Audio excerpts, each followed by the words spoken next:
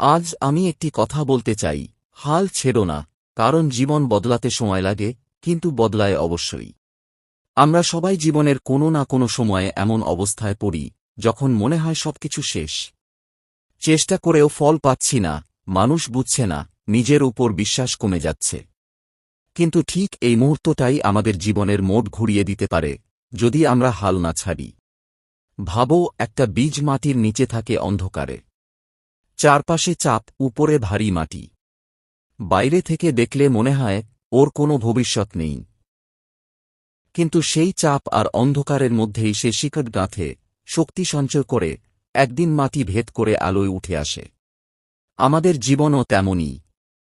আজকের কষ্ট, চাপ, ব্যর্থতা, এসবই তোমাকে ভেতর থেকে শক্ত করছে। জে আব্দুল কালাম বলেছিলেন, যদি তুমি সূর্যের মতো জ্বলতে চাও, তবে আগে সূর্যের মতো পুড়তে শিখো, অর্থাৎ বড় কিছু অর্জন করতে হলে কষ্টকে গ্রহণ করতেই হবে। আবার নেলসন ম্যান্ডেলা বলেছেন, It always seems impossible until it's done, কাজটি শেষ না হওয়া পর্যন্ত সেটাই অসম্ভব মনে হয়।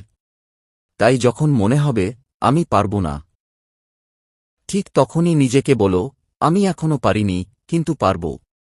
মনে রেখো, ব্যর্থতা মানে শেষ নয়, ব্যর্থতা মানে শেখার সুযোগ। যারা আজ সফল, তারা একদিন অসংখ্যবার ব্যর্থ হয়েছে। পার্থক্য শুধু একটাই, তারা হাল ছাড়েনি। তাই আজ যদি তুমি ক্লান্ত হও, একটু বিশ্রাম নাও, কিন্তু থেমে যেও না। আজ যদি তুমি কাঁদো, কাঁদো, কিন্তু স্বপ্ন ছেড়ো না। আজ যদি পথ কঠিন হয়, ধীরে চলো, কিন্তু পিছিয়ে যেও না। জীবন বদলাতে একদিনই যথেষ্ট। হয়তো সেই দিনটা খুব কাছেই। তোমার একটি সিদ্ধান্ত, একটি চেষ্টা, একটি সাহসী পদক্ষেপ সবকিছু বদলে দিতে পারে। নিজেকে বিশ্বাস করো, তোমার সময় আসবে। আর সেদিন তুমি পেছনে তাকিয়ে বলবে, ভালোই করেছি, হাল ছাড়িনি।